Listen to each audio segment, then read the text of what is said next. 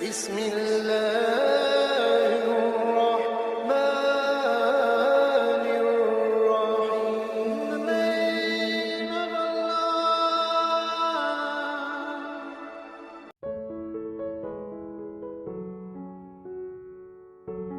Tidak pernah saya menemukan amalan sehebat untuk mendukung dan mewakaf Al-Quran. Al-Quran untuk dibelajari, Al-Quran untuk dihafal. Saya memiliki harapan yang sangat tinggi. InsyaAllah Indonesia, sepanjang apapun kegelapan, sepanjang apapun kegelapan kezaliman, sepanjang apapun kehilangan keadilan, InsyaAllah akan datang satu saat terbitnya matahari adil. Dan insyaAllah Indonesia akan menjadi negara Al-Quran. Saya bisa meyakinkan gitu karena saya telah merasakan bagaimana di Turki. Turki negara sekuler yang ratusan tahun serangi Islam, ratusan tahun menabaikan Islam. Tidak boleh kumandangkan azan dalam bahasa Arab, tidak boleh ada rumah tahfiz, tidak boleh ada pesantren, tidak boleh belajar agama, tidak diberikan anak-anak kita bisa belajar dengan sendirinya Al-Quran. Semuanya dilarang dengan keras, bahkan terancam orang-orang yang melanggar aturan itu. Allah Subhanahu wa taala melahirkan seorang presiden yang bisa membaca Al-Quran. Coba buka di YouTube bacaan Erdogan bagaimana. Itu dilahirkan dari negara sekuler. Saya bisa meyakinkan insya-Allah 1 juta menghafal Al-Quran. Dan Bapak Ibu mudah-mudahan masih punya umur akan mendengar pengumuman besar. Imam besar salat Idul Fitri dan Idul Adha sekaligus khatib adalah Presiden Republik Indonesia penghafal Al-Quran. Itu yang saya yakini. Dan saya tidak pernah merasa lelah. Dan saya selalu berkata sama istri, kalau saya mati itu pun karena saya bersama Al-Quran. Wallahi jamaah sekalian, yang bersama Al-Quran tidak akan merugi. Berkah rizkinya, berkah umurnya, terjamin kebahagiaan.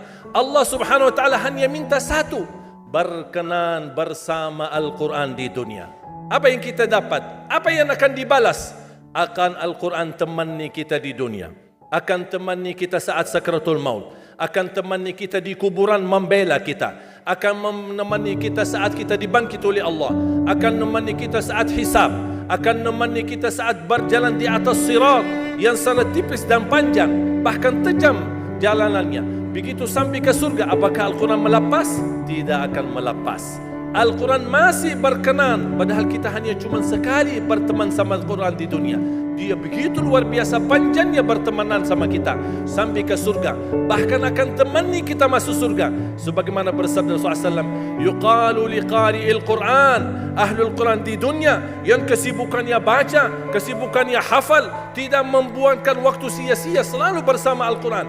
Allah suruh dia, bacalah dalam surgamu, naik derajatmu. Baca, naik lagi, tambah lagi baca, naik lagi. Sampai di posisi mana pun anda berhenti baca, disitulah posisimu di dalam surga. Bagaimana kata Siti Aisyah di riwayat Imam Muslim, jumlah tingkatan-tingkatan dalam surga Allah sesuai jumlah ayat Al-Quran.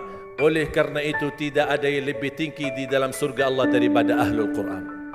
Cukuplah bahagia Ahlul Quran ketika di hari kiamat dipanggil. Semua manusia dibangkitkan oleh Allah. Malaikat memberikan pengumuman, mana Ahlul Quran? Berdiri, rapat, berdekatan. Mereka maju, mau bawa kami ke mana? Kalian terpilih menjadi orang yang terdekat sama Allah. Karena Ahlul Quran adalah keluarga Allah Subhanahu wa ta'ala. Bukan hanya kita sendiri yang mendapatkan anugerahnya dan manfaatnya. Semua keluarga kita, termasuk orang tua kita dan orang yang ada di sekitar kita.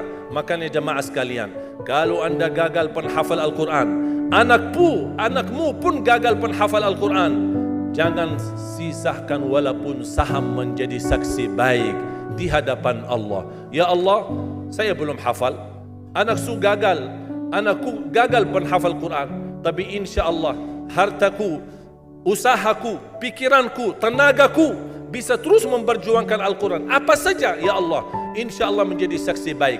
Dan nanti di hari kiamat, insya Allah kita bersama Ahlul Quran mendapatkan syafaatnya Al-Quran di hari kiamat. Kita sangat membutuhkan ayat-ayat yang dikumandangkan ketika meninggal dunia.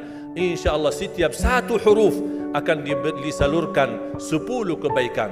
Mudah-mudahan semua yang hadir diberikan kemuliaan dan keanugerah dari Allah menjadi ahlul Quran, penghafal Al-Quran, penghayati Al-Quran, para pencinta Al-Quran, berakhlak-akhlakul Quran. Ya Allah, aku mohon atas izin-Mu ya Allah, kami bersama-sama bertemu di masjid ini. Berilah kepada kami kemuliaan bersama-sama bersama ahlul Quran di dalam surga-Mu ya Allah, ya Dzal Jalal wal Ikram, ya Arhamar Rahimin, ya Arhamar Rahimin. Anugerahlah kepada kami anak dan keturunan penghafal Al-Quran, anak dan cucu penghafal Al-Quran yang mampu menjaga nama baik keluarga kami, yang mampu membanggakan kami di hadapan-Mu hari kiamat, yang mampu menhadiahkan mahkota untuk kedua orang tua kami. Birahmatika ya Arhamar Rahimin. Ya Allah, maafkan kalau kami tidak berhasil menjadi penghafal Al-Quran, tapi ya Allah, kami kurbankan nyawa kami, harta kami, usia kami, tenaga kami, pemikiran kami, ilmu kami untuk Al-Quran, agar Indonesia ke depan menjadi negara Al-Quran, agar Indonesia menjadi contoh terbaik untuk mata dunia, agar bisa kita melahirkan. Karena saya meyakinkan ya Allah, dan kami semua meyakinkan, terjamin masa depan Indonesia baldatun tayyibatun wa rabbun ghafur kalau selalu bersama Al-Quran.